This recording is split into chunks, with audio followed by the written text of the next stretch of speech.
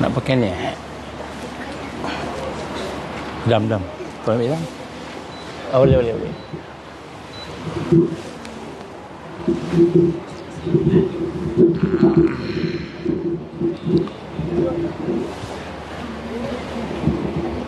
InsyaAllah kita mula dengan Ummul Quran Al-Fatihah. A'udzubillahi minasyaitanirrajim. Bismillahirrahmanirrahim. Alhamdulillahi Rabbil Alamin. Ar-Rahmanirrahim. Maliki yawmiddin. Iyyaka na'budu wa iyyaka nasta'in. Ihdinas siratal mustaqim. Siratal ladzina an'amta 'alaihim ghairil maghdubi 'alaihim waladdallin. Amin. A'udzubillahi samil 'alim minasyaitonir rajim. Bismillahirrahmanirrahim.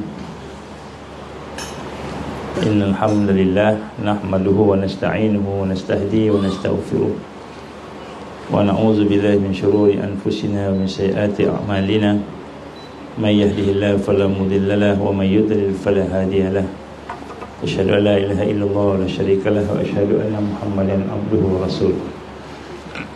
Qala rabbi ishrah li sadri wa yassir li amri wa hlul 'uqdatam min lisani yafqahu qawli. Rabbi zidni ilman wa baik, insyaAllah kita mula dengan kita membaca Ummul Quran Al-Fatihah. A'udzubillahi minasyaitanirrajim. Bismillahirrahmanirrahim. Alhamdulillahi Rabbil Alamin. Ar-Rahmanirrahim. Maliki yawmiddin. Iyyaka na'budu wa iyyaka nasta'in. Ihdinas siratal mustaqim. Siratal ladzina an'amta 'alaihim ghairil maghdubi 'alaihim waladdallin. Amin. Alhamdulillah, wassalatu wassalamu ala rasulillah. Qala rabbi shrah li sadri wa yassir li amri wahlul 'uqdatam min lisani yafqahu qawli. Rabbi zidni ilman amma ba'd. Subhanaka la ilma lana illa ma 'allamtana innaka antal alimul hakim. Wala hawla wala quwwata illa billahil aliyyil azim. Sekali lagi kita sampaikan salam. Assalamualaikum warahmatullahi wabarakatuh. Alhamdulillah, pertama kita syukur kepada Allah diberikan kesempatan pada malam ni untuk kita bertemu, berkumpul. Kalau di masjid-masjid, kalau di surau, kuliah dah habis. Dah habis, kuliah maghrib dah habis. Tapi kalau di sini kuliah baru nak mula. Jadi satu yang luar biasa lah, banding dengan tempat lain. Jadi kalau di tempat lain malam-malam sejuk-sejuk, hujan, rehat, tidur, relax. Kalau kat sini malam-malam kita buat sesuatu, jadi lain sikit lah. Jadi insyaAllah pada malam ni kita akan ulang kaji beberapa perkara yang penting untuk kita sama-sama melihat tentang realiti yang berlaku di sekitar kita, insyaAllah. Kita mulakan dengan gempa bumi. Tahun 2004 kita dikejutkan dengan tsunami. Tsunami itu gempa bumi di laut yang berada di Sumatera Barat. Dia punya skala dia 9.5 skala Richter. Sebenarnya 95 ni macam dah tak boleh nak kira lah, kuat sangat. Angka kematian kalau yang resminya 227,898. Kalau yang kita kata yang dikira daripada negara-negara. Tetapi yang kita pergi pada masa itu, kita rasa 2 kali ganda. Kerana pada peringkat 2 minggu pertama tu kita masih kira mayat. Masih kira, maknanya kita ambil jumpa mayat mana-mana, kita akan bawa ke masjid pada masa itu. Jadi selepas dikira, kita dapat lebih kurang 200 lebih. Selepas 2 minggu mayat dah busuk. Sebab mayat dah leput, dia punya bau tu pun dah semerbak. Dan saya sampai di Melabuh. Di Melabuh ni tempat yang bermulanya epicenter, bermula gempa bumi di sebelah laut. Pada masa tu minggu yang ke-6 ke ke-5 ke ke-6 itulah, sebulan lebih lah. Tapi bau mayat tak hilang. Kalau tak silap minggu ke-4 ke-5 itulah. Jadi bau mayat tak hilang. Dah makin dekat makin kuat. Sampai kan kita makan apa pun macam tak rasa. Dia punya bau macam kalau kita makan kan ada bau sedap-sedap, tak ada bau sedap lah. Jadi dia punya kematian pada masa itu 200,000 lebih. Digambarkan lebih daripada 2 minggu tak kira dah. Ambil terus tanam. Jumpa masuk atas lori, macam kita angkat kayu kan, angkat letak itu, ditolakkan dalam satu lubang besar, terus ditanam. Sebab kita bimbang penyakit pada masa itu, penyakit dah mulalah. Dan kita lihat selepas daripada 5 minggu 6 minggu pun ada mayat lagi yang ditemui, yang dijumpai. Kalau di Aceh, kita di bandar Aceh, di mana banjir terus pergi menuju ke situ, sampailah ke sungai dia tu, sampai ke jembatan bersama dengan sampah yang tersekat. Jadi ketika nak ambil mayat, lepas satu angkat mayat, timbul satu lagi. Lepas satu angkat, timbul lagi satu. Banyak. Sampai letih. Dan mayat itu pula dalam keadaan yang pelbagai. Kebanyakannya terbakar warna hitam sebab airnya panas. Ini pada tahun 2004. Pada masa itu digambarkan inilah gempa yang terbesar. Sebelum ni tak pernah besar macam itu, yang mengakibatkan 200,000 lebih. Yang kita gambarkan mungkin dekat-dekat 400,000. Dan gempa itu telah menyentuh 14 buah negara. 14 buah negara. Berlaku lebih kurang pukul 9 pagi sebelum waktu duha, dan berlangsung selama kurang lebih 1 minit. Gempa yang berlaku di Turki beberapa hari yang lepas sebenarnya adalah gempa yang lebih buruk daripada gempa yang berlaku ketika tsunami yang lepas sebelum ni. Kerana masa gempanya itu 78 minit, lama, sejam lebih. Setengahnya mengatakan 6.5 sehingga 6.5 sehingga 7.8 minit. Maknanya kita kata lebih daripada seminit. Selalu gempa seminit je, sekejap habis. Ni sampai ke 7.8 minit. Tapi dia tulis 78 minit. Wallahualam, tapi lebih lama lah. Dan daripada gempa ini pula berlaku di waktu malam, di waktu pagi, pukul 4.17 pagi. Waktu ni waktu mungkin dah masuk subuh, mungkin lah, kita tak tahu waktu subuh kat sana. Dan dengan skala 7.5, tetapi dia ada gempa susulan lebih daripada 200 gegaran. Maknanya dia bukan sekali, 200 kali gegaran. Ini memang yang terberat, yang kita terburuk lah dalam tempoh 100 tahun. Maknanya kalau kita bayangkan 100 tahun yang lepas, masa tu ketika kerajaan Osmania dipecah-pecahkan, dia jatuh 1923. 2023 100 tahun kurang lebih kena gempa bumi dengan 200 gegaran. 200 gegaran di tempat-tempat yang ada, dan melibatkan dua negara, Turki dan Syria. Kalau gempa yang begini kan, dia menjadi satu gempa yang telah berlaku dalam dia punya epicenter dia tu, tempat bermula tu panjang, sepanjang 18 km. Dia bukan titik, panjang, sebab dia ada dia dipanggil tectonic plate. Dan daripada Anatolia Ankara menuju kepada Istanbul. Istanbul belum kena lagi lah, menuju ke Istanbul. Jadi plate tectonics itu maknanya gerakan bumi itu menggelonsor antara satu sama lain, menggelonsor tu. Gini itu, and menggelonsor antara satu sama lain, and bermula daripada di bawah laut, iaitu kira-kira 30 kilometer panjang dia, kan, yang terkesan tadi, dan 10 kilometer dia punya kedalaman. 10 kilometer kedalaman ni bila berlaku gempa bumi tu besar, maka dia adalah gempa bumi yang mematikan. Kerana apa? Kerana akan runtuh bangunan yang kat atas. Bangunan akan runtuh. Kalau kena kat mana-mana pun dalam dunia ni, dia akan merosakkan bangunan. Kalau gempa macam ni lah, kan? Jadi gempa ni tidak membunuh, tapi runtuhan bangunan, dan kerosakan alam sekitar itulah yang menakutkan, yang membunuh.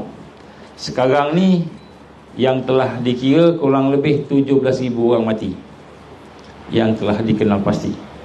Yang terbenam, yang tak tahu lagi tu lagi banyak lah. 250,000 orang kehilangan tempat tinggal. Sekurang-kurangnya 250,000 rumah habis.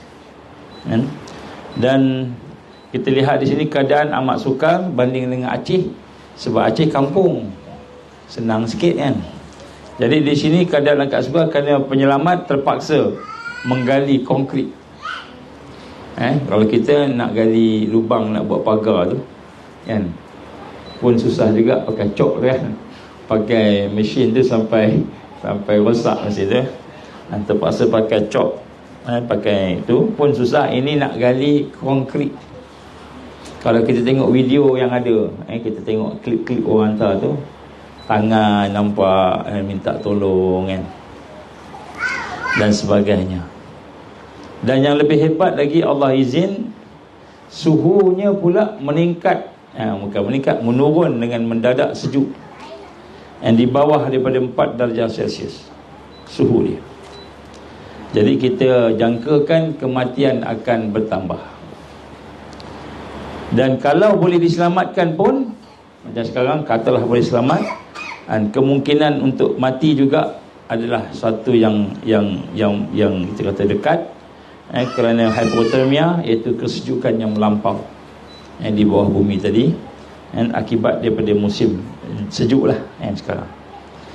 Jadi kita lihat bagaimana keadaan gempa yang ada pada hari ini berlaku pada pukul 4.17 AM. InsyaAllah kalau siapa yang tahajud, dia beruntung lah, siapa yang tak bangun lagi subuh, memang dia tenggelam lah, dan kemudian dengan keadaan 200 gegaran 7.8 minit, merupakan satu yang antara yang paling teruk yang digambarkan oleh peristiwa tersebut. Dan di sini juga kita melihat bagaimana hadis Rasulullah sallallahu alaihi wasallam yang diriwayatkan oleh Imam Ahmad. Sebelum ni hadis ni kita tengok, kita baca, kita tak terasa sangat, tapi bila dah tengok gempa bumi ni kita terasa. Rasulullah sallallahu alaihi wasallam telah bersabda, aku khabarkan berita gembira. Allah nak sampaikan kita berita gembira mengenai Al-Mahdi yang diutuskan oleh Allah ke tengah umat aku ketika mana banyak perselisihan antara manusia. Jadi rupanya peristiwa-peristiwa buruk itu adalah berita gembira, iaitu ketika mana banyak perselisihan di antara manusia dan gempa-gempa yang akan menimpa, maka Al-Mahdi itu akan bangkit memenuhi bumi dengan keadilan dan kejujuran, yang mana pada sebelumnya dipenuhi dengan bermaharaja-lelanya kezaliman, sewenang-wenangnya, sewenang-wenang dan kezaliman. Itu maknanya kezaliman menguasai, pencerobohan menguasai. Jadi disebut kat sini, antara perkara yang digambarkan di sini, nombor satu ialah perselisihan. Perselisihan ni akan timbul maksima. Macam kita pengalaman kita akhir-akhir ni, insya-Allah kita akan sentuh kemudian lah. Nombor satu, ngumpat. Lepas tu fitnah. Lepas fitnah sekarang ni pula, bila dah tak fitnah tak makan, maka dari dalam diajak pula, dia kata taksub. Keluar perkataan taksub. InsyaAllah saya akan sentuh nanti lepas mungkin satu masa lah tentang isu taksub. Taksub dengan orang, taksub dengan parti politik, taksub dengan apa-apalah. Jadi sekarang ni digunakan pula perkara dengan taksub ni untuk nak menjadikan umat menjauhi ulama. Kalau dia rapat dengan ulama-ulama tu, maka taksub. Gitu. Dia yang cakap taksub pun tak faham taksub ni apa. Taksub ni nampak macam kita ni melampau. Sedangkan kalau seseorang itu awliya Allah ataupun seorang itu pejuang dakwah, pejuang agama Allah yang bersama Quran, bersama sunnah, fatwa daripada mufti faham, mengatakan itu tidak dikira taksub.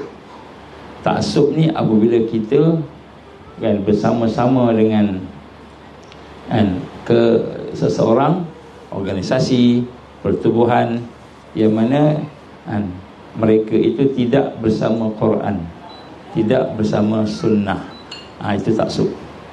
Jadi taksub ni kalau taksub dengan Quran, taksub dengan hadis Nabi Rasulullah yang maksum tu, itu tak ada masalah. Jadi kalau orang bersama dengan Quran dan hadis, dia tidak dikira taksub mengikut fatwa yang ada. Jadi insya-Allah kita akan hurai kemudian lah, ni cerita lain. Tapi saya nak sebut kat sini, perselisihan akan berlaku. Perselisihan sehingga menyebabkan bergaduh sampai peringkat berbunuh-bunuhan, dan manusia akan berada dalam keadaan bercakaran. Kemudian selepas itu akan berlaku gempa bumi. Gempa bumi yang kita sebut kat Turki ni memang hebat. Hebat. Dan kalau kita cuba bayangkan, memang susahlah. Saya pernah pergi ke gempa bumi di Pakistan bersama dengan Smart Team pada tahun 2005 kalau tak silap. Pergi ke sana, gempa bumi, rumah disedut ke dalam bumi. Dan kemudian kita nak pergi tu, makin kita pergi, bumi makin tenggelam. Jadi nak satu tempat tu nak selamatkan pun tak boleh. Kita dengar orang minta tolong, dengar, hidup lagi, tapi tak boleh nak buat apa-apa. Kita pergi, dia akan tenggelam. Bahaya. Jadi di sinilah kita lihat gempa bumi ni salah satu daripada ujian Allah Subhanahu wa taala. Dan kemudian digambarkan itu adalah tanda-tanda akan wujudnya Al-Mahdi yang akan menjadi orang yang membebaskan, yang memimpin umat, membebaskan mereka daripada perkara-perkara yang kita kata tadi, kezaliman yang bermaharajalela. Jadi di sinilah digambarkan oleh Rasul sallallahu alaihi wasallam, hadis riwayat Imam Ahmad, bagaimana bukan sahaja perselisihan, lepas tu ada gempa, lepas tu akan ada kezaliman yang berleluasa, kezaliman yang bermaharajalela. Dan apakah kezaliman itu? Antaranya akan berlaku di mana musuh Allah akan bersatu. Bukan parti bersatu, musuh Allah akan bersatu, menentang dan memadamkan cahaya Allah, dan seterusnya akan melumpuhkan matlamat-matlamat yang dikehendaki oleh Allah Subhanahu wa taala. Maka antaranya mengikut apa yang kita dah nampak dan mungkin akan berlaku dengan lebih kuat lagi, antaranya akan berlaku permulawan, boikot. Kita akan lihat orang beriman diboikot dari segenap sudut, serta tekanan-tekanan yang akan dikenakan kepada orang Islam tadi dalam rangka untuk nak menundukkan mereka. Jadi tekanan ini akan menyebabkan berlaku kesempitan hidup, rumutan-rumutan dari kalangan umat. Jadi perkara ini akan berlaku. Jadi digambarkan dalam sejarah dan dalam keadaan sekarang ini, maka akan berlaku boikot, sehingga ini penting, sehingga ada di kalangan mereka yang dahulunya pernah mengisytiharkan dirinya sebagai pendukung bagi Islam. Ada yang telah menggelarkan dirinya sebagai pendukung. Kamilah Al-Mahdiyin, kamilah Taifah Mansurah, kamilah gerakan Islam, kamilah pertubuhan dakwah, kamilah yang melakukan amar ma'ruf nahi mungkar, mengisytiharkan diri sebagai pendukung bagi pihak Islam. Malahan telah menyatakan bahawa sanggup melakukan pengorbanan, sanggup berkorban demi Islam. Namun mereka juga tidak mampu menanggung boikot pemulawan yang berterusan. Jadi bukan sedikit, bukan 1 hari 2 hari, berterusan. Umpamanya tekanan berbentuk sekatan untuk mendapatkan keperluan asasi. Tiba-tiba nak air tak ada. Tadi ni bukan boikot, kat sini ni bukan boikot, ini memang ada masalah. Ada orang tak bayar. Alhamdulillah bukan kita lah. Jadi dikata benda asasi, makanan, minuman, air, mungkin ubat-ubatan, mungkin keperluan asasi. Apa lagi keperluan asasi? Handphone kira asasi tak? Tak benda asasi lah, kan, untuk nak bergerak, pendidikan dan sebagainya. Apalagi keperluan bersifat perhiasan dan kesempurnaan juga. Nak pakai baju, nak bergerak, naik kereta tak boleh, nak beli minyak tak boleh. Itu keperluan-keperluan, kan, yang kita kata kesempurnaan hidup. Mereka tak ada tak mati. Jadi bila kita pemula pulau tu, boikot tu, dia bukan setakat boikot ubat-ubatan dan sebagainya, tetapi asasi, keperluan asasi, dan juga keperluan-keperluan untuk kesempurnaan hidup, perhiasan dan kesempurnaan hidup. Jadi sebab itu perkara ini telah pun berlaku di zaman Rasulullah SAW, dan dijangka akan berlaku juga di zaman kita. Jadi sebab itu bila kita bayangkan tadi saya tengok kemarin kot tengok video yang jatuh, kan, yang terkempap dengan bangunan tu, kan. Bayangkan kita ada dalam tu, kita yang tersepit, kita yang terhimpit. Kemudian nak keluarkan tu pula memang konkret atas kita, cuma nampak lubang, nampak kita sikit gitu. Jadi kita boleh bayangkan hidup berhari-hari dalam keadaan tersepit. Mungkin kaki kita dah cedera, badan kita cedera, dalam keadaan yang nak bergerak pun tak boleh. Ada satu video tu, tangan saja nampak, kepala pun kat bawah, kepala kat bawah konkret, tangan saja. Jadi kalau nak selamatkan pula, bukan boleh angkat konkret tu. Satu, nak angkat konkret, kan. Yang kedua, nak pilih konkret yang mana satu. Kalau angkat makin jatuh, habis mati terus. Ataupun silap-silap kita pun jatuh dalam tu. Jadi itu yang susah tu. Itu yang susah. Kalau setakat nak ambil orang pungut-pungut tu senang lagi, kan. Jadi kita bayangkan kita tersepit dalam keadaan yang begitu.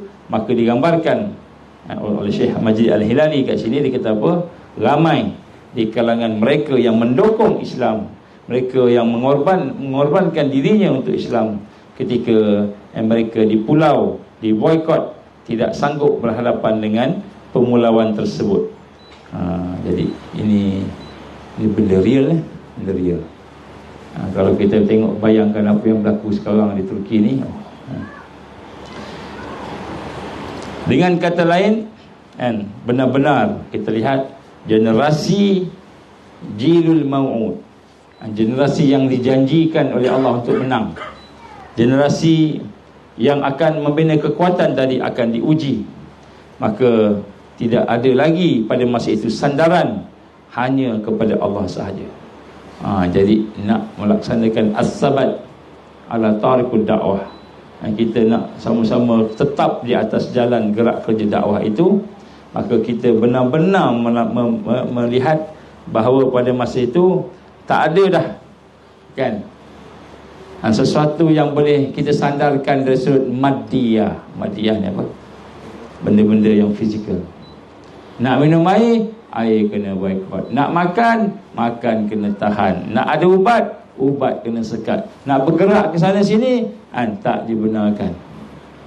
Disekat, diboikot, kan. Jadi pada masa itu kita akan melihat hanya jiwa-jiwa yang hidup, yang menjaga hubungan dengan Allah sahajalah yang akan benar-benar dapat mengikhlaskan diri mereka dan menjadikan manusia yang boleh bangkit bersama dengan kesusahan. Jadi inilah marhalah yang paling susah. Marhalah yang paling susah, peringkat yang paling susah, ketika mana ujian itu semakin meningkat. Bukan sahaja ujian-ujian yang kita gambarkan sebagai kesusahan dari sudut gempa bumi sebagainya, perselisihan, boikot sebagainya, tetapi ujian kita nak istiqamah. Jadi sebab tu bila kenang apa yang berlaku tu, rasa apa yang kita hadapi kat sini ni jauh sangat, sikit sangat bandingkan dengan apa yang digambarkan oleh ulama-ulama kita, digambarkan oleh Rasulullah sallallahu alaihi wasallam. Tetapi kita duduk sini, bagaimana Allah SWT telah berfirman. Ini firman Allah, wa'adallahu alladhina amanu minkum wa 'amilus solihat la yastakhlifannahum fil ard kama istakhlafal ladhina min qablihim wa la yumakkinanna lahum dinahum alladhi irtada lahum wa la yubaddilannahum min ba'di khawfihim amna ya'budunani la yushrikuna bi syai'a wa man kafara ba'da dhalika fa ulaika humul fasiqun. Di surah An-Nur. Jadi kita akan melihat bagaimana ujian tu banyak hebat. Cuba kita bayangkan hari ini, kalau kita berada dalam ujian sebelum ni, nak pergi beli barang-barang grocery pun kadang-kadang tak boleh masuk mall, tak boleh masuk dah. Kenapa? Tak ada 2 dos. Kemudian nak masuk masjid, tak boleh, tak ada 2 dos. Sehingga ramai juga yang tak apalah ambil, yang penting dapat semayang. Kemudian lepas tu mengalami kesan sampingan, sampai peringkat ada yang mati, ada yang cedera permanen, buta matanya dan sebagainya. Ada yang kata nak pergi umrah, nak pergi haji, tekanan sebelum ni. Bayangkan tekanan itu meningkat. Jadi kita bayangkan nak buat benda susah. Yang kita nak bergantung, nak bersandar, gaji dah kena, tak ada dah, berhenti kerja. Nak tanam tak bagi dah, nak kena permit kena ada vaksin dulu baru boleh tanam, dan sebagainya. Jadi semua keliling disekat. Maka di sinilah kita nak lihat, dalam keadaan susah itu Allah telah berjanji. Ini janji Allah. Wa'adallahu alladhina amanu minkum wa 'amilus solihat. Allah telah menjanjikan kepada orang yang beriman dan yang telah beramal soleh dari kalangan kamu, bahawa Dia akan menjadikan mereka khalifah. La yastakhlifannahum fil ard. Dia akan menjadikan mereka itu khalifah yang memegang kuasa pemerintahan di atas muka bumi ini, sebagaimana yang Ia telah menjadikan orang yang sebelum mereka. Jadi Allah janji menang. Susah menang. Sampai peringkat tak boleh buat apa dah. Kena ikat tangan, kena ikat kaki, kepala pun kena ikat, tak boleh gerak. Sampai peringkat mata pun tak boleh buka, dia tutup. Telinga disumbat, tak boleh, nak ada kebebasan. Melihat tak boleh, mendengar tak boleh. Maka Allah kata apa? Allah janji kepada mereka yang beriman, beramal soleh, Allah akan bagi kemenangan, iaitu memegang kuasa pemerintahan, sebagaimana yang telah Ia menjadikan orang-orang sebelum mereka khalifah yang berkuasa, dan akan menguatkan dan mengembangkan agama mereka untuk diredai, yang diredai oleh Allah SWT. Dan Dia akan menggantikan bagi mereka keamanan setelah mereka berada dalam keadaan ketakutan. Semua ancaman, semua ketakutan, semua kesusahan, semua perkara-perkara yang menakutkan itu akan digantikan dengan keamanan. Ini janji Allah. Ini bukan saya cakap ni. Dan terus mereka terus beribadah, terus istiqamah. Orang yang Allah bagi ni, mereka terus beristiqamah, beribadah dan tidak mempersekutukan sesuatu yang lain dengan aku. Allah SWT firman ni ila akhir surah An-Nur. Jadi kita lihat Nabi sallallahu alaihi wasallam dah tunjuk kat kita, dia berhadapan dengan macam-macam. Jadi ini yang kita nak tengoklah. Jadi apa yang berlaku sebenarnya apa yang berlaku pada hari ini, gempa makin hebat, ancaman makin hebat, makanan ujian besok tak lama ni makin hebat. Hari ni kita tak rasa lagi, tak maaf cakap kita rasa nak datang pun tak apa, tak datang pun tak apa. Kenapa? Rumah kita ada makanan lagi. Mungkin satu peringkat kita terpaksa datang. Kenapa? Ke rumah tak ada makanan, terpaksa datang tempat-tempat punca makanan. Contoh. Ini simple-simple. Jadi digambarkan kat sini, Rasul SAW pun berada dalam keadaan kebimbangan. Maknanya Nabi dulu, sahabat-sahabat dulu, sampai peringkat semua mengingatkan satu sama lain supaya bersabar. Jadi mengikut Al-Bara' Ibn Azib radhiyallahu an, apa kata dia? Ayat ni diturunkan ketika kami dalam ketakutan.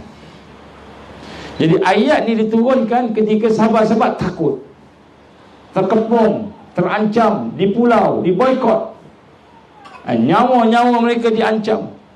Masa tu ayat ni turun. Kita ayat ni dah turun dah. Kita tak ada lagi Rasul SAW, wahyu dah habis, dah sempurna. Jadi kita diberikan ayat ni sekarang. Mungkin sekarang ni kita baru kenyang makan nasi goreng 3 rasa. Nasi goreng 3 rasa ni ada dekat arcade je. Pernah dengar nasi goreng 3 rasa? Ikan masak 3 rasa ada. Nasi goreng 3 rasa mana ada, kat sini je. Jadi nak sebut kat sini, siapa tak datang rugi, tak dapat nasi goreng 3 rasa. Lauknya udang pula tu, sebelum tadi udang siang. Nak sebut kat sini, Allah izin kita ucapkanlah jazakumullah khairan katsira kepada semua yang infak. Itu semua infak tu, bagi udang besar-besar, bukan udang kecil-kecil kan. Kita tengok anak-anak penisisi arke makan sungguh-sungguh. Bukan udang letak kat dalam pinggan, ambil mangkuk sekali makan. Tak apa, buat dia teruskan. Itu semua ialah satu nikmat yang Allah bagi. Begitu juga dengan yang lain-lain. Jadi nak sebut kat sini, kata Al-Bara' bin Azib, dikata ketika itu ayat ini diturunkan, kami dalam ketakutan. Sahabat sedang diuji dengan ancaman. Malahan pada masa itu Rasul sallallahu alaihi wasallam bersabda kepada sahabat-sahabatnya, bersabarlah. Rasul sebut bersabar, sabarlah. Kan? Bersabarlah, akan tiba satu masa. Kan? Pada masa itu seorang laki-laki daripada kalangan kamu, dia khalayak ramai, dengan perasaan kasih dan sayang tanpa bersamanya apa juga besi. Jadi Nabi kata lepas ni tak ada dah orang nak ancam kita, tak. Inilah masanya. Macam itu. Jadi kita macam mana? Kita Nabi dah tak ada dah nak bagi nasihat kat kita supaya bersabar. Baik. Jadi sebenarnya ujian kesusahan yang kita dapat sekarang ni, mungkin taklah berapa sangat, tapi ujian-ujian yang umat dapat, bergempa bumi dan sebagainya tadi, adalah merupakan latihan. Jadi kita nak kena latih diri kita. Sebab tu jangan hidup dengan mewah, jangan hidup dengan bersenang-senang tanpa kita ada latihan-latihan tadi. Jadi kenapa sukar? Kenapa ujian akan memuncak? Ini baru orang lain kena ni. Kita dengar dekat Turki. Saya baca dalam satu laporan tadi, gempa bumi akan sampai ke Nusantara, akan kena ke Filipina, akan kena ke sebelah Sulawesi, akan kena sampai ke Pulau Jawa, dan akan kena sampai ke tempat kita. Cuma tempat kita tu mungkin ada ni sikit lah, ada keselamatan sikit lah. Tapi dia akan datang, bukan saja di barat, di timur, gempa di timur, gempa di barat Nabi gambarkan, dan gempa di tanah Arab. Jadi gempa ni akan berlaku. Mungkin kita tak akan hadapi gempa macam mana yang di Turki hebat tadi, tapi mungkin kita akan berhadapan dengan sesuatu yang lain. Jadi kenapa ujian makin memuncak? Jadi sebenarnya kita nak kena rasa ujian akan memuncak. Sebab tu nak kena rasa ini sebagai latihan. Allah berfirman suratul Ankabut, a'udzubillahi minasyaitonirrajim, Alif Lam Mim. Ahasiban nasu an yutraku ay yaqulu amanna wa hum la yuftanun wa laqad fatanna alladhina min qablihim fala ya'lamanna Allahu alladhina sadaqu wa la ya'lamanna al-kadzibin. Ini surah Al-Ankabut. Tengok ayat ni, kita tengok dalam hati kita, tengok ke hati kita, apa Allah kata. Alif Lam Mim. Patutkah manusia menyangka bahawa mereka akan dibiarkan dengan hanya berkata kami beriman?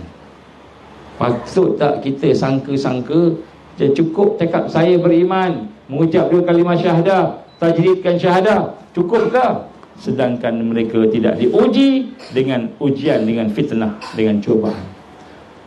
Demi sesungguhnya kami telah menguji orang-orang yang terdahulu daripada mereka, maka dengan ujian tersebut nyata apa yang diketahui oleh Allah tentang orang yang benar-benar beriman, dan nyata pula diketahui orang-orang yang berdusta. Jadi rupanya Allah memang bagi ujian sebab Allah nak test kita ni betul ke atau kita ni dusta. Wa iyazbillahi min zalik. Mudah-mudahan ujian ini memberikan kekuatan. Dan sebab itulah pada zaman kita ini dikira sebagai ujian. Jadi apa yang berlaku ialah ujian. Yang mana masyarakat, yang mana satu masyarakat yang korup, ataupun yang mana satu masyarakat yang benar-benar berkasih sayang kerana Allah. Jadi Allah akan uji kita sama kita. Kita ni ukhuwah ni betul kerana Allah ke, kerana iman ke, ataupun berlakonnya. Allah akan uji. Siapa yang berkasih sayang kerana Allah, siapa yang berhubungan kerana Allah, yang bertawakal kepada Allah, dan sejauh mana pengorbanan. Masa kita senang, kita boleh korban. Ada duit, kita boleh bagi duit. Tapi masa tak ada duit, masa duit kita sikit, adakah kita masih lagi boleh berkorban? Sejauh mana pengorbanan mereka semata-mata kerana Allah. Di sinilah kita lihat ujian-ujian itu kemuncaknya akan melahirkan umat yang cerdas, umat yang terbilang, yang boleh membina kekuatan untuk bangkit. Jadi Allah nak uji kita untuk bangkit. Jadi macam itu sebenarnya bahawa kita nampaklah. Dan di sinilah kita lihat ujian itu sangat besar faedahnya, kerana ia akan menjadikan diri kita sentiasa merasa terikat dengan Allah. Jadi sebab tu hari ini kita nak latih diri kita sentiasa terikat dengan Allah. Sebab tu bila kita buat apa namanya tu pagar pagar, kita tak maulah anda rasa pagar ni boleh selamatkan diri kita daripada ancaman-ancaman, ataupun ladang daripada babi, kambing, orang dan sebagainya. Bukan pagar yang menyelamatkan, Allah yang menyelamatkan. Kita nak latih. Sebab tu kita kata bila kita buat pagar tadi tu, tujuan mendapatkan perlindungan Allah Subhanahu Wa Taala. Kita bacalah hasbunallahu wa ni'mal wakil, hasbunallahu wa ni'mal wakil, dan hasbunallahu wa ni'mal wakil, ni'mal maula wa ni'mal nasir. Kita baca zikir-zikir begitu dalam rangka kita nak membina kekuatan. InsyaAllah subuh besok kita akan bincang tajuk Jadi di sini Allah gambarkan kepada kita ujian ni rupanya nak meningkatkan keterikatan kita kepada Allah, mengharap kita kepada Allah, harapan kita. Kenapa? Bila terputus asbab madiyah, asbab-asbab kebendaan ini, jiwa mula kehilangan sabar, suasana buntu. Bila dah tak ada makanan, masa tu betul lapar ni, masa itu sakit, Masa tu takut, dah tak boleh dah nak berpegang.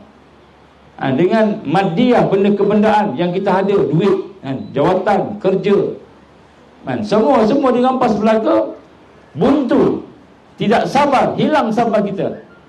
Dengan kata lain, pada masa itu masyarakat akan bersegera kepada Allah. Masa itulah doanya, masa itulah keadaan yang sangat terdesak, ingin mendapatkan bantuan Allah, seolah-olah seperti tenggelam di dasar lautan. Ketika kita tenggelam di atas dasar lautan, tak boleh apa dah. Maka masa itu Allah. Jadi sebab tu apa yang berlaku sekarang, kita nak kena tengok yang tu. Cuba bayangkan bila kita tengok video tu, yang Turki tu, tangan aja nampak, kepala badan semua tak nampak, dah tertimbus, tangan je. Agak-agaknya dia macam mana? Takutnya, sakitnya, rasa tersepit tadi, rasa terancam, macam-macam ditutupi oleh konkrit. Maknanya menunggu mati lah. Nak selamatkan pun tak boleh. Kita nak ubah tu runtuh lagi. Tengok aja boleh, nampak tangan dia panggil-panggil. Nak buat macam mana? Nak angkat bukan ringan, konkrit. Nak kena panggil excavator, nak kena ambil sewa dia bera datang sini. Nak angkat tu kan senang, contoh kan. Maknanya bila dah angkat pula boleh jatuh pula. Jadi agaknya orang yang tersepit tu macam mana, apa perasaan dia. Inilah perkara yang sebenarnya akan berlaku kepada orang beriman. Satu masa nanti mungkin kita kena. Kalau kita nyawa kita panjang, mungkin kita kena. Ingat lagi masa dulu ada cerita kisah daripada kawan-kawan daripada Iraq, contohnya daripada Mesir contohnya, yang duduk dalam penjara. Ada penjara tu berdiri aja. Kadang dia tak bagi kita buang air, makan, minum, jangan cakap lah. Dalam penjara, yang dipukul, diseksa. Itu yang orang kena penjara lah. Kita tak tahu. Jadi kalau berlakulah perkara-perkara begitu, sebenarnya masa itu terputus kita daripada madiyah, kebendaan. Terputus kita daripada dunia. Maka masa itulah orang beriman tadi, dia akan teringatkan Allah. Pergantungan pada Allah 100%. Harapan pada Allah 100%. Yakin dengan janji Allah 100% masa tu. Jadi kita tak sampai lagi agaknya. Wallahu a'lam. Kalau Allah izinkan kita berada dalam suasana demikian, maka sangat terdesak.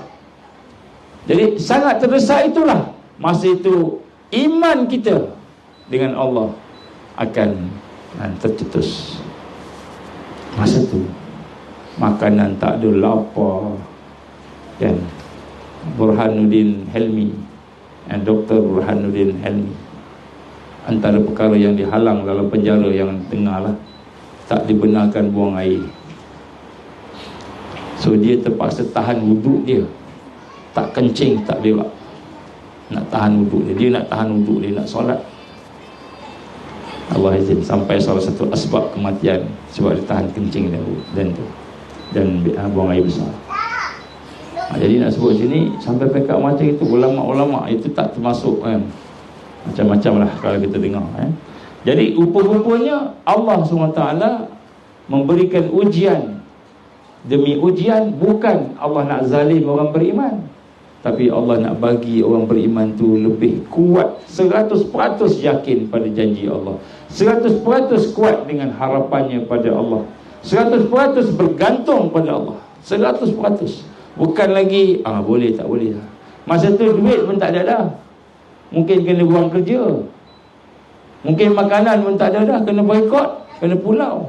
Nak berjalan tak boleh, nak komunikasi dah siap dah, kan, dah siap dah dengan walkie-talkie dan sebagainya. Tiba-tiba bateri pula tak ada, kan, tak boleh juga, kan. Nak jumpa sahabat tak boleh dah, sahabat duduk tempat lain, kita duduk tempat lain. Nak jumpa orang yang boleh kita berbual-bual, tak ada dah. Maka ketika itu bila Allah tarik madiyah tadi, sebab-sebab kebendaan tadi, kita 100% dengan Allah. Ya, sebab tu kita nak kena yakin dengan janji Allah. Allah janji menang, tapi nak sabar. Macam mana? Boleh sabar? Macam mana? Boleh sabar ke? Akhwat macam mana? Ada kena tangkap yang akhwat kena seksa, kena perkosa sampai mati. Yang laki-laki pun kan. Ini nak sebut kemuncak Dajjal datang tu. Mungkinlah orang beriman akan kena ujian yang demikian. Maka kita nak kena apa? Persandaran kita satu je, Allah sahaja. Jadi kita jangan tunggu masa tu baru kita nak teringat Allah. Takut kita tak tahan. Masa tu takut kita tak boleh dah. Kita kena sekarang ni. Kalau yakin dengan Allah, jangan lagi dah 99.9%. Jangan lagi. Yakin pada Allah 100%. Allah kata, inilah perniagaan yang boleh menyelamatkan kamu daripada azab yang pedih. Hal adullukum ala tijaratin tunjikum min azabin alim. Maukah aku tunjukkan pada kamu kan, perniagaan yang boleh menyelamatkan daripada azab yang pedih. Jangan lagi 99%, 99.9 yakin tak. Bila Allah sebut 100%. Kenapa? Ini latihan dia. Tu'minuna billah, apa dia? Beriman dengan Allah, beriman dengan Rasulnya, dan berjihad pada jalan Allah. Ini semua ni bukan lagi teori. Sebab tu generasi Al-Mahdiin, Al-Mahdiin ni dia bukan teori, bukan people of theory, bukan generasi ilmu semata-mata kering hatinya, generasi yang hidup hatinya. Ini kita kena rasa macam itu. Jadi bila tengok berlaku gempa bumi ni dekat sana kan, kita tengok, ni rupanya Allah nak persiapkan kita, mental kita, hati kita, kita punya kehidupan kita. Tengok apa Allah sebut dalam surah Al-Baqarah. Am hasibatum an tadkhulul jannah walamma ya'tikum masalul ladzina khalau min qablikum massathumul ba'sa wad-dharra wazulzilu hatta yaqula ar-rasul walladzina amanu ma'ah mata nasrullah ala inna nasrullahi qarib. Surah Al-Baqarah ayat 214. Tengok ni Allah bagi gambaran ni bukan manusia ni firman Allah ni. Apakah patut kamu menyangka bahawa kamu akan masuk syurga? Subhanallah. Kita doa masuk syurga, ya Allah, masukkan aku syurga, ya Allah. Jadi Allah tanya kita, patutkah kamu sangka kamu akan masuk syurga padahal belum sampai kepada kamu ujian, cobaan seperti mana yang berlaku kepada orang yang terdahulu daripada kamu? Belum sampai lagi, tak sampai lagi. Mereka telah ditimpa dengan kepapaan, kesusahan, dan mereka telah ditimpa dengan serangan penyakit, mudarat, perkara yang membawa kebinasaan, wad-dharra, benda yang boleh membinasakan mereka, penyakit sebagainya. Wazulzilu, dan mereka digoncang. Zulzilu ni gempa, zalzalah. Zulzilu ni digoncang.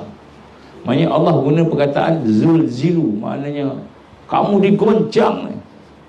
Kalau kita ambil anak ni ngantuk sangat ni kan, maklumlah tadi buat apa, pagar kan. Tak apa, biar anak ambil goncang, tidur je goncang, bukan nak goncang tidur, insya-Allah hilang ngantuk. Nak try boleh, tapi jangan kesian. Jadi Allah guna perkataan zulzilu. Apakah kamu menyangka kamu akan masuk syurga? Tadi, apakah kamu menyangka kamu telah mengaku beriman? Tadi. Sedangkan belum datang lagi ujian-ujian. Jadi Allah akan uji. Kemudian Allah nak bagi balasan. Apakah kamu sangka kamu akan masuk syurga? Ahli syurga. Ini semua ahli syurga ni. Alhamdulillah, Alhamdulillah. Surau dah buat masjid, banyak pahala ni kan. Pergi RK, tiap-tiap minggu pergi RK, buat pagar, buat macam-macam, sebutlah buat apa. Semua pakat buat semua kan. Tolong sahabat.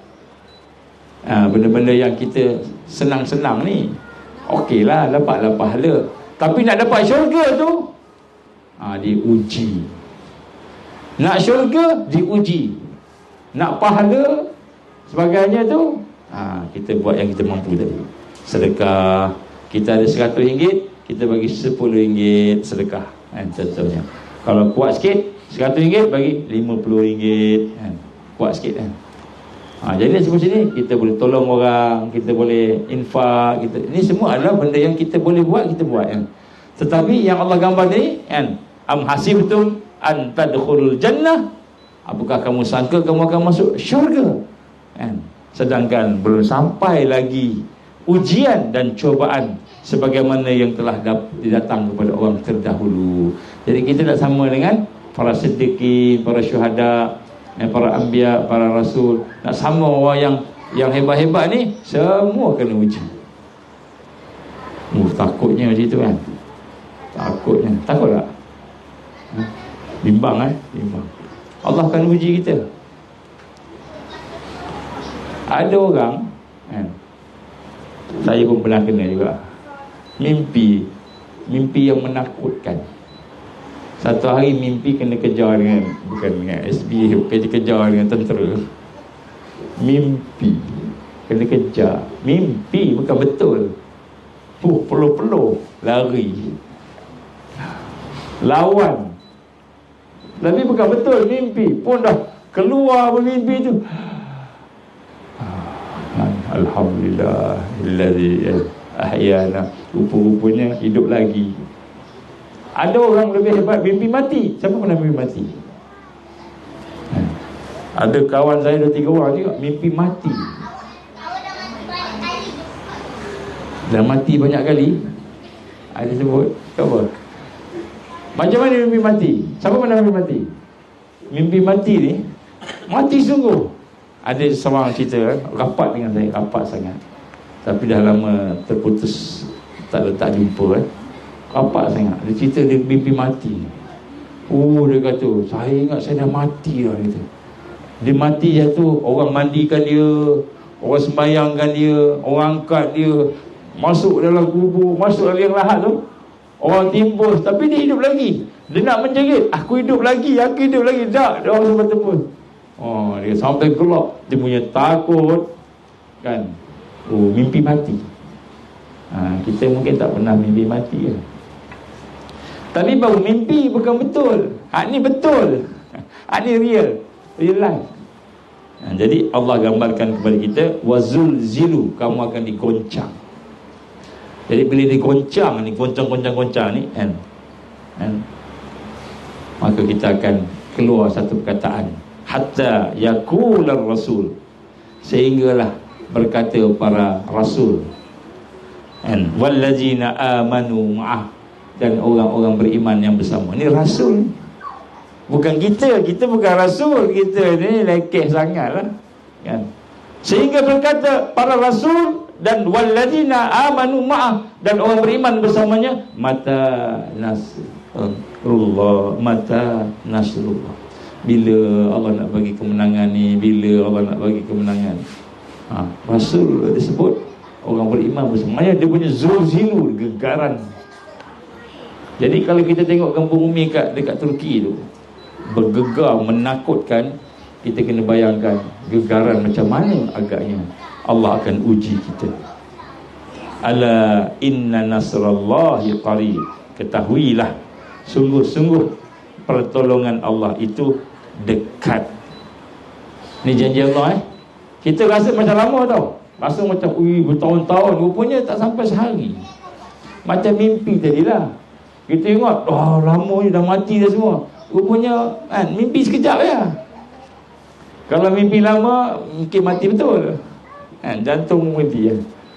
Tapi kita rasa lama, rasa takut pun, tapi sebenarnya sekejap je. Allah nak uji sekejap je.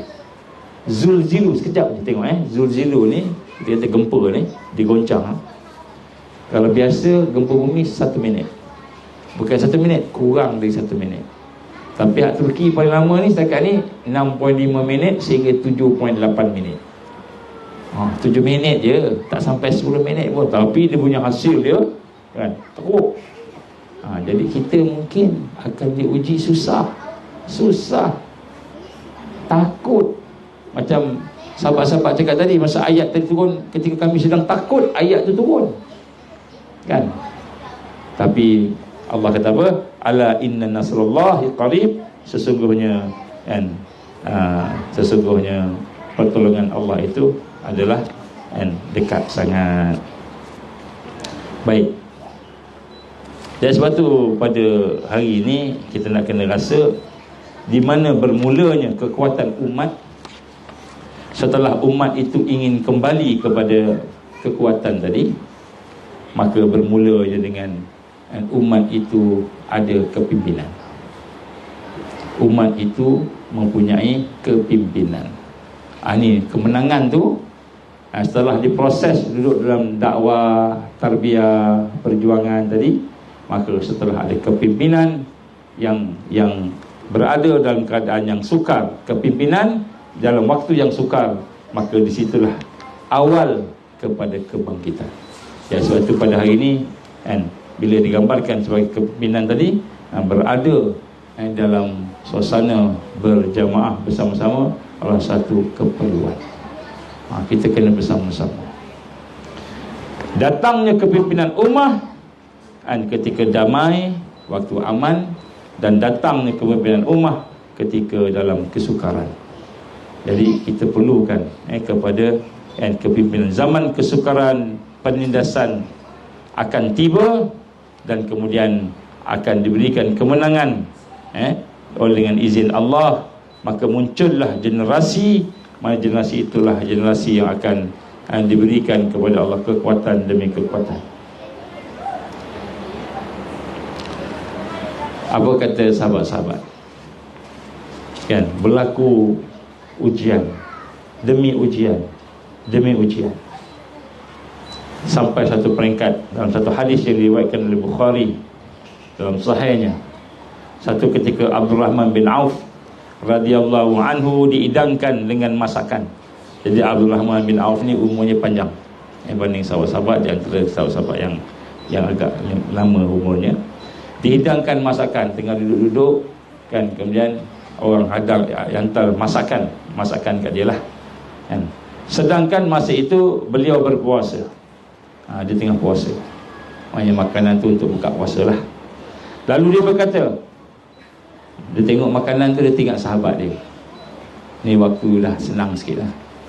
Mus'ab bin Umair radhiyallahu an terbunuh, sedangkan beliau lebih baik daripada aku. Beliau telah dikapankan dengan sehelai selendang. Apabila ditutup kepalanya, nampak kakinya. Ditutup kakinya, nampak kepalanya. Ni Mus'ab bin Umair ni orang kaya, tapi dia tinggalkan kekayaan dia, diuji, akhirnya dia syahid. Dan kemudian bila dia telah meninggal dunia syahid tadi, maka kain kapan dia tu kan, dia tarik kepala, nampak kaki, tarik kaki, tutup kaki, nampak kepala. Hamzah radhiyallahu an telah dibunuh, sedangkan beliau lebih baik daripada aku. Kemudian aku hari ini dibentangkan dengan dunia. Jadi sahabat-sahabat yang dah hidup lama sikit ni teringat sahabat-sahabat yang syahid. Jadi kita pun mungkin kalau kita dah selamat duduk bersama-sama dengan Al-Mahdi ke, agaknya sebahagian daripada kita akan bersama dengan Isa Ibn Maryam alaihi salatu wassalam, agaknya lah. Masa tu teringat sahabat kita. Dulu masa kat Arkir dulu, yang paling kuat bekerja kan, dia pun sebut siapa paling kuat kerja sini. Katalah Adam Iskandar kan. Adam Iskandar kan. Tapi dia dah tak ada dah, dia syahid kan, dia. Syahid betul, bukan syahid tidur kan. Syahid betul. Contoh, teringat sahabat-sahabat. Teringat, dulu sahabat ni dia lah yang paling banyak buat ni, yang paling banyak. Kita baru nak buat sini, dia dah buat. Nak pergi ke sana, dia dah ada. Cepat kan. Anda pernah tanya dengan Mu'taad Al-Jabari rahimahullah, Syekh Mu'taad Al-Jabari rahimahullah, ya Syekh, ceritakan kami tentang Hasan Al-Banna. Sebab Sa'banah ni mas'ul dia, nakib dia. Masa mula-mula dia syabab kan? Jadi dia kata, dia senyum. Sebelum dia cakap, dia senyum dulu. Dia senyum, betul dia kata Hasan al-Banna ni, kalau kamu nampak dia, tengok dia, kamu dah menarik lah, tertarik dengan dia. Dia punya akhlak dia dan sebagainya. Dia kata bila dia bercakap tu, seolah-olah kematangan bercakap tu macam dia dah umur 100 tahun. Matang bercakap. Setiap perkataan keluar tu dikira. Kalau kita tak kira kan, tipu ke, betul ke, memang belasah je. Yang penting cakap kan. Sahabatnya setiap patah perkataan tu dikira. Dia bukan cakap sebarang-sebarang. Dan kemudian dia kata bila bekerja seolah macam dia berumur 17 tahun. Kuat, tenaga kan. Kita hari ni kan macam-macam alasan kan, sakit kaki lah, sakit berpinggang, macam-macam sakit saya lah kan. Jadi dia kata kalau tengok bekerja cepat, dia sebelum disebut tentang Sa'banah ni, dia senyum dulu. Tengok wajah dia tu masa tu kan, dia tengok Sa'banah ni, dia senyum. Oh, dia senyum, dia teringat. Jadi begitulah. Dan Abdul Rahman bin Auf ketika dia nak makan, dia teringat Mus'ab bin Umair radhiyallahu anhu yang terlebih dahulu telah syahid. Begitu juga teringat dengan Hamzah bin Abu Talib yang telah pun syahid. Maka dia kata, dia tengok semua dah syahid dah, aku tak mati-mati, tak syahid-syahid lagi, kata Abdul Rahman bin Auf. Malahan aku dibentangkan dunia. Aku dibentangkan dunia. Dunia pula banyak ni, mewah. Dalam riwayat yang lain dikatakan bahawa kami di dunia ini, kami bimbang sekiranya kami kebaikan disegerakan pada kami. Jadi dia kata aku bimbang, apa amalan yang aku buat sedikit-sedikit ni Allah bagi senang, rupanya itulah balasan amalan yang buat, akhirat dapat dah. Itu Abdul Rahman bin Auf. Kita buat baik, tiba-tiba kita buat baik dapat ganjaran, buat baik dapat duit, buat baik dapat semua elok kita. Aku bimbang ke akhirat tak ada dah bahagian aku. Kat sini je dia ni Abdul Rahman bin Auf. Terus dalam ni terus menangis. Terus dia menangis. Bukan main-main menangis. Dan akhirnya dia pun meninggalkan hidangan, tak jadi makan. Begitu juga dengan kisah Khabbab bin Arad radhiyallahu an, salah seorang sahabat Nabi sallallahu alaihi wasallam. Satu ketika Khabbab bin Arad ni salah satu sahabat yang kena ketuk dengan tuan dia sampai pensan. Dia punya kepala dia lembik, tengkorak dia jadi lembik. Dia bangun terus cari Nabi, takut Nabi pun kena ketuk macam dia. Khabbab bin Arad radhiyallahu anhu, apabila dia telah pulang pada para sahabat, dia balik jumpa sahabat-sahabat. Maka sahabat-sahabat berkata, bergembiralah wahai Abdullah, bergembiralah wahai Abdullah, saudara kamu telah mendahului kamu esok kan.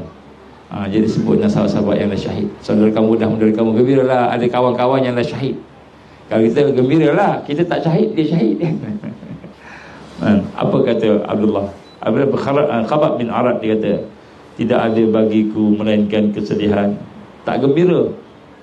Beliau menangis. Kemudian kata, tak ada yang gembira, aku sedih kerana namun kamu menyebut kepada aku kaum, beberapa kaum ataupun kawan-kawan, dan kamu menyebut tentang sahabat-sahabat aku, sedangkan mereka telah mendapat ganjaran syahid. Aku bimbang sekiranya pahala yang kamu sebut daripada amalan yang tidak dapat dilakukan kita selepas daripada mereka. Aku bimbang besok dia syahid, aku tak dapat nak buat macam mana dia buat. Jadi tengok sahabat-sahabat dah meninggal dunia, dah syahid ni, sahabat kata apa? Aku bimbang, aku tak boleh buat macam mana dia buat ni. Macam tu. Tak boleh nak contoh. Inilah pengalaman sahabat Rasulullah sallallahu alaihi wasallam apabila berhadapan dengan kesusahan, berhadapan dengan kepayahan. Jadi rupanya Allah bagi kita susah sekarang, Allah bagi kita sikit-sikit, sesuai dengan kemampuan kita. Setakat nak buat buat pagar kan, susah nak buat pagar ni. Kena pula air tak ada, kena kumpulkan air kan. Kena panas sikit, apa ni, susah sikit tapi makan sedap. Jadi bila kita dalam keadaan susah ni, sebenarnya itu merupakan latihan. Jadi kita nak kena latih. Jadi insya-Allah kita kena cepatkan diri kita meningkat. Macam mana cepatkan diri kita meningkat? kita kena gunakan peluang yang ada pada kita. Contoh, apa peluang ada pada kita? Kalau yang belum berkahwin, sahabat-sahabat yang dekat sebelah dia. Sahabat-sahabat kena bantu sahabat-sahabat kalau yang belum kahwin. Kalau yang dah kahwin, pasangan-pasangan dia. Kita dah kahwin, kita janganlah ingat kita suami, kita ni best terror, kita ni hebat. Isteri kena dengar cakap suami. Kalau tak dengar cakap suami, derhaka, kita pun gelak. Tak dengar cakap saya, derhaka. Kita bully isteri kita. Boleh tak kita bully isteri kita? Tak boleh. Isteri kita tu teman seperjuangan. Dia bukan hamba kita, dia bukan kuli kita. Walaupun Nabi ada sebut, kalaulah diizinkan untuk sujud kepada manusia, maka aku bukan suruh isteri sujud pada suami. Maknanya nak tunjukkan bahawa isteri kena taat pada suami selagi perkara itu syarak, selagi perkara itu ma'ruf, baik. Tapi kalau tak ma'ruf, tak baik, tak boleh taat. Okey, suami pula, Nabi kata sujud, jangan main-main. Kau nak derhaka kat aku, contoh kan. Kita lupa isteri kita itulah kan, teman yang akan membantu kita dalam perjuangan. Kita kena equip dia, kuatkan dia dengan tarbiyah. Semua suami wajib mentarbiah isteri. Siapa yang membuli isterinya, maka Allah akan susahkan dia. Mungkin sekarang kita ingat kita boleh buat apa-apa. Sebab tu di masyarakat biasa, masyarakat awam ni kan, mereka macam-macam cerita kes kan? Wanita didera lah kan? Yang tukang deranya suami sendiri kan. Jadi kita nak sebut kat sini, kita nak kena pastikan orang yang paling rapat dengan kita sama-sama tolong menolong di dalam tarbiyah, nak baiki diri kita. Isteri pula pun sama. Isteri pun sama, nak kena apa? Tolong suami, bantu suami, supaya sama-sama dapat membina kekuatan. Sebab kita akan berhadapan dengan ujian yang luar biasa. Ujian besar, bukan sikit, besar. Jadi bagi mereka yang bersuami isteri, pastikan jangan ada krisis. Jangan ada krisis sesama kita. Kalau ada krisis, kita kena selesaikan. Kalau tak selesaikan, kita bimbang. Bila datang ujian dan fitnah yang disebut oleh Nabi SAW tadi, yang disebut oleh Allah dalam firman-Nya tadi, kita gagal. Kita gagal. Jadi suami isteri ni sebagai partner dalam perjuangan. Partner ni apa? Partner pasangan. Partner ni rakan kongsi. Tak. Rakan kongsi ni maknanya, kalau rakan kongsi kita tak buat betul, habis syarikat lingkup kan. Jadi isteri ni sebenarnya sama macam suami dari sudut perjuangan. Kita kena lengkap melengkapi, tolong menolong. Kerana kalau kita tidak lengkap melengkapi, tidak tolong menolong, nanti bila sampai kesusahan besok, kitalah yang akan susah. Isteri pun sama, bapa suami pun sama, anak pun sama juga. Kalau kita ada anak, lagilah. Maka anak kita sentiasa bimbing dia supaya dia dekat dengan Allah. Alhamdulillah kita ada anak-anak kecil-kecil kan. Kita nampak macam tak ada apa-apa kan, tidur telentang sana telentang sini ya. Maklumlah pagi tadi gotong royong kan. Yang hidup lagi berborak pula kan, budak-budak kan. Ada kesan tak dia datang majlis ni? Ada kesan. Kesannya barakah dalam hidup dia. Saya memerhatikan anak-anak yang hidup bersama suasana tarbiyah, maka dia akan membesar dalam keadaan dipelihara oleh Allah. Allah pelihara dia. Betul, kita kena jaga anak-anak kita. Bawa sekali program-program, nampak macam biasa-biasa, nampak dia datang main basikal je sampai patah-patah basikal okey kan. Lepas bapaknya pun tak ngaku anak, ni bukan anak saya. Kalau tak kena welding, dia tak pandai welding kan. Tak apa kan. Tapi nak sebut sini, nampak macam main-main aja, tapi rupanya ada barakah. Barakah kita ni kan, kebaikan yang sahabat-sahabat kita buat, pergi ke dia. So jangan tinggalkan anak-anak, bagilah hantar ke rumah atuk, biar atuk jaga. Bawa sekali. Kalau kita ada keluarga, bawa sekali dalam program. Kenapa? Ada barakah. Dan barakah tu kita tak tahu tau. Mungkin masa kita perlu sangat, masa tu lah. Dan masa tu barakah tu datang. Yang tiba-tiba anak kita selamatkan kita. Tiba-tiba isteri kita selamatkan kita. Kita ingat dia lemah. Ada satu cerita. Ini cash sebab dekat Mekah. Seorang profesor, kawan lah, profesor. Dia profesor besar. Sampai peringkat TNC. Tapi jangan tanya saya universiti mana. Dah meninggal lah, rahimahullah. Dia memang soleh baik. Dia dah pergi umrah banyak kali. Satu hari dia bawa isteri dia. Isteri dia bawa first time. Masa itulah first time. Dia bawa-bawa, dia kata, okey, kita nak tawaf dekat sini. Nampak tak Kaabah tu? Kita mula tawaf kat sini. Nanti kalau kita terpisah nanti, kita jumpa kat sini. Tengok nombor ni. Nombor tiang ni berapa ni? Dia ulang banyak kali kan. Katakanlah 501. 501. Ingat ni 501. Tu jam tower. Ni dekat sini. Okey, kita tunggu kat sini tau. Kalau kita terpisah nanti, pasal orang ramai kan, tawaf. Allah ini terpisah sungguh. Jadi bila dah habis tawaf 7 orang semua tu kan, dia tunggu, isteri tunggu dekat 501 tadi, tiang ni. Tunggu kat pintu tu kan. Abdul Aziz ke apa ikutlah kan. Jadi yang dia ni tak sampai-sampai. Profesor ni tak sampai-sampai. Tunggu. Pada pagi, tengah hari, petang, isteri kata, agaknya dia dah balik kot, dia tinggalkan kita kot. Dia kata. Isteri pun balik ke bilik. Tak ada. Terpaksa lapor pada dia punya mutawif tu, cari. Yang si laki-laki ni pula, Allah izin, dia tawaf, habis tawaf semua, dia tak jumpa tiang tu. Tak jumpa. Profesor ni, dia profesor memang cerdik dia kalau cakap senyum. Memang cerdik. Dia kata, anak tak jumpa tiang tu. Dia kata, pusing. Tak jumpa. Pusing kat sini, tapi tak nampak, tiang tu tak nampak. Sampai esoknya malam tu dia bermalam kat situ. Dia tak berani nak keluar, takut isteri dia cari. Tapi dia pusing. Esoknya baru jumpa. Ini profesor. Allah bagi cash sebab apa? 100,000 kali ganda dekat Mekah. Kita cakap sombong sikit, kau terror kan, kau pandai kan. Allah bagi sebiji. Terus lepas tu kan, dia sakit demam. Setiap apa dia nak buat, semua isteri dia lah yang tolong.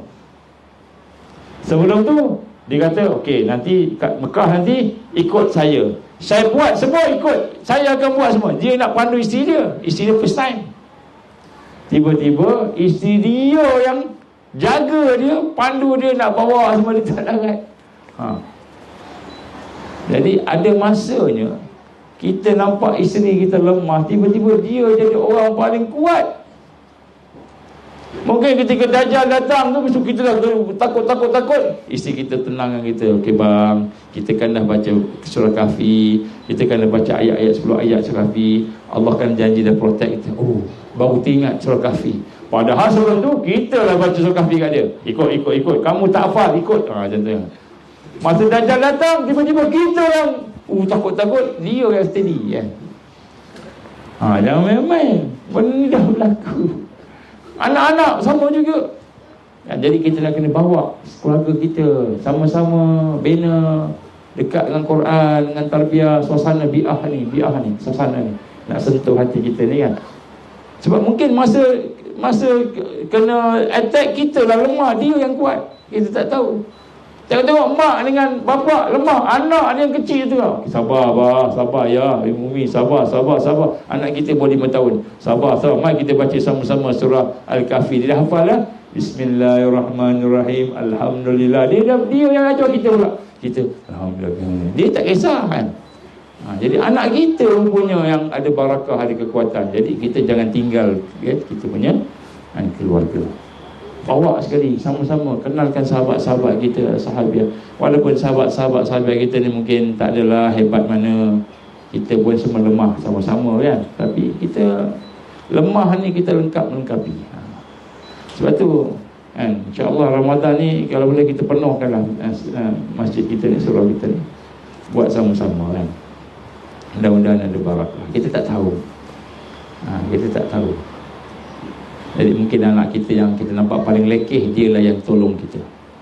Mungkin isteri kita yang kita nampak paling taif, hafal pun tak reti, banyak tak reti, kita tengok dia yang bantu kita masa kita dalam keadaan dalam kritikal. Jadi kita pula mungkin kita akan bantu anak isteri kita pula. Isteri pula jangan sombong. Tengok ustaz dah suruh untuk isteri-isteri kan, abang nak kena jaga saya ni betul ni kan. Kita ni rakan kongsi ni, yang main-main kan. Dia bantai suami dia pula, mentang-mentang lah nampak macam kan. Tak, kita sama-sama tawaduk, kita rendah diri sama-sama. Kita jangan takbur dengan keluarga kita, rendah diri. Kita rendah diri itu nak ajar anak-anak kita sama-sama akhlak yang baik, dan kemudian nak tunjukkan ikhlas pada Allah ya. Ya Allah, aku rendah diri ni sebab isteri aku ni memang lebih baik daripada aku. Jangan kita sombong. Kalau kita sombong nanti kita akan mendapat sesuatu yang tak elok lah, insya-Allah. Itulah kot insya-Allah sikit sebanyak pada malam ni. Insya-Allah besok pagi subuh kita akan sambung. Saya akan ulang satu kalimah yang kita baca tadi, hasbunallah wa ni'mal wakil, ni'mal maula wa ni'mal nasir. Kita akan tengok kalimah tersebut, kalimah yang dibaca oleh para rasul dan para anbiya. Macam mana dahsyatnya kalimah ini. Kita akan tengok dia punya beberapa perkara tentang kalimah itu. Mudah-mudahan kita boleh amalkan insya-Allah. Ini adalah kalimah yang melambangkan tauhid kita kepada Allah Subhanahu Wa Taala insya-Allah. So itulah insya-Allah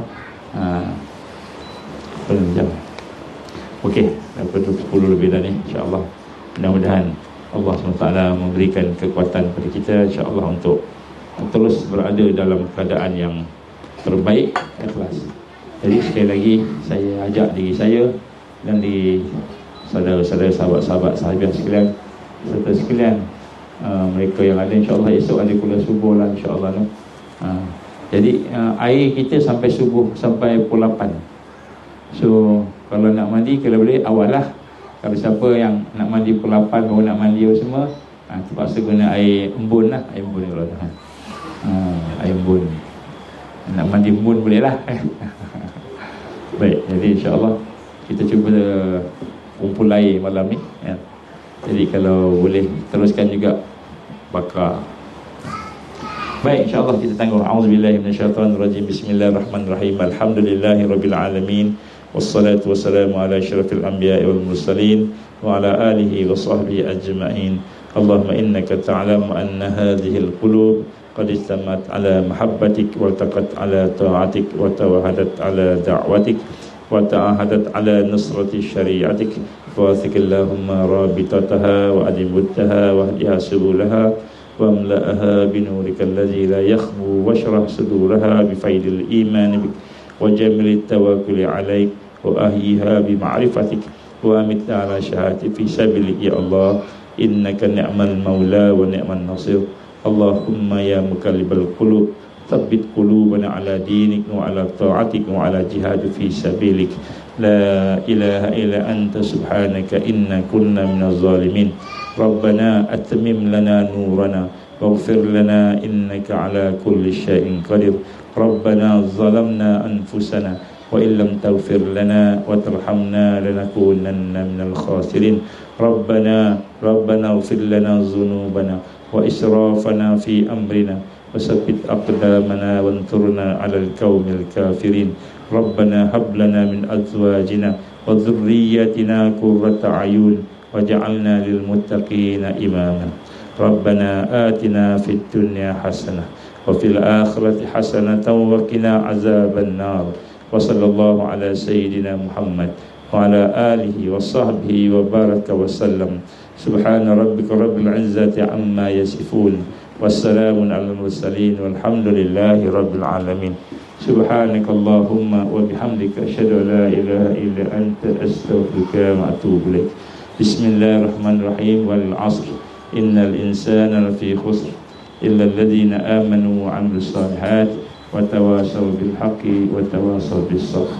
Wabillahi taufiq wal hidayah. Assalamualaikum warahmatullahi wabarakatuh.